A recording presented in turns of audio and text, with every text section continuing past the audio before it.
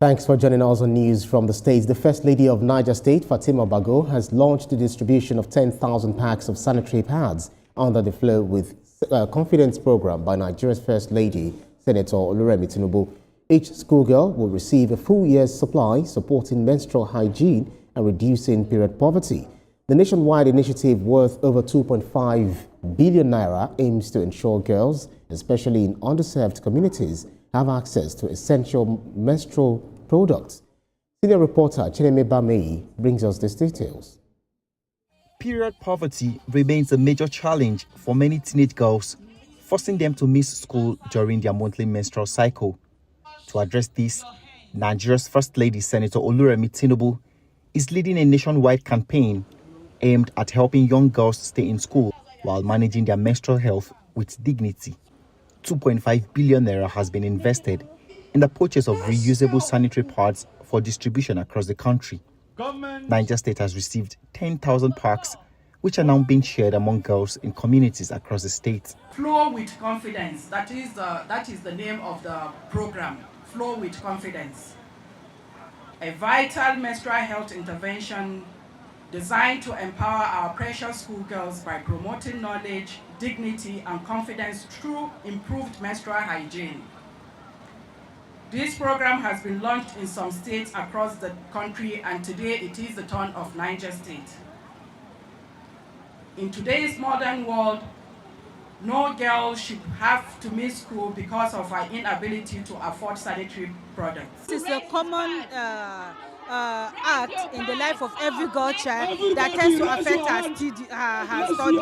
But now we want a situation where every girl child will attend school without any remorse or any kind of intimidation because she's menstruating. For the beneficiaries, access to a year's supply of sanitary pads is expected to boost their confidence and support their educational journey. My classmate, Awa, menstruation have prevented her from going to school.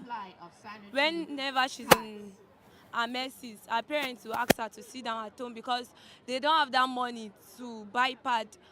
Pads are very costly, but we really appreciate Her Excellency for providing for us this great opportunity, and will not take it for granted. At times when it comes at school, I have to go home. Whether it's in the morning or at any time, I have to go home. And I don't come back to school, meaning I miss classes. And my friends also.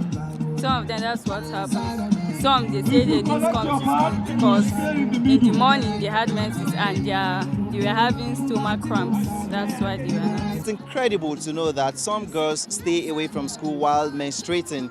This initiative today will ensure that more girls stay in school, and it improves their confidence and pride. Oluremi Tinubu, TVC News, Mina.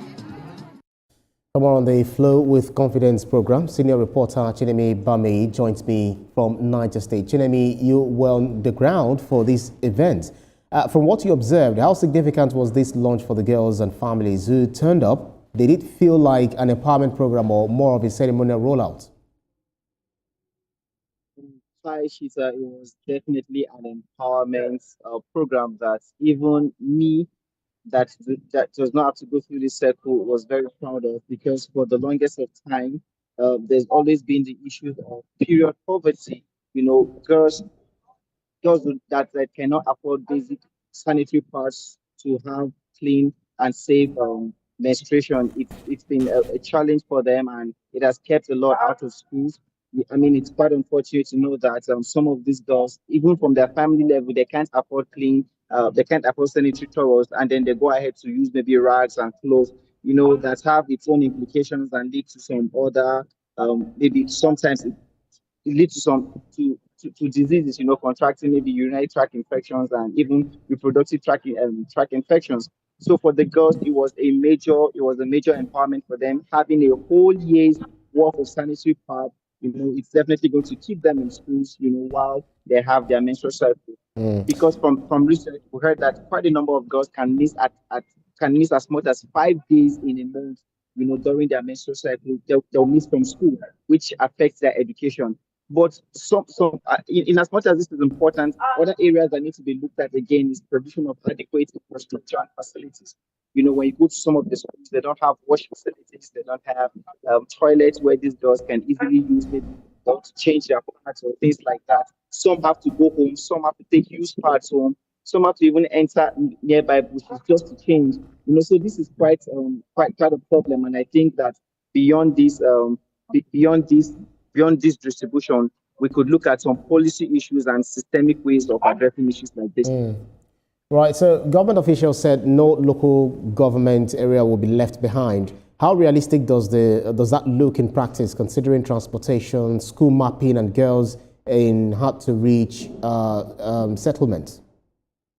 Oh, from distribution from the flag of the First Lady, the wife of the governor of Niger State, Fatima Bago, actually did an amazing work of ensuring that this distribution is given to the various representatives of the local governments and those that are in Mina. The girls receive their packs, hand in hand, which is just awesome. So the school management, the education system already have their systems, that this organization can employ in distributing that. And we saw that this flag off is going on concurrently across the various local governments. They're giving other people too. So it's been done properly, and I am hopeful that it will get to girls even in underserved community. For them, sensitization needs to go along with usage, because what they're giving them are reusable sanitary towels, such that they can wash and use again. So a lot of sensitization needs to go along with the distribution in these areas as well. TVC News' Chineme Bamihi, thank you so much for the update. Thank you.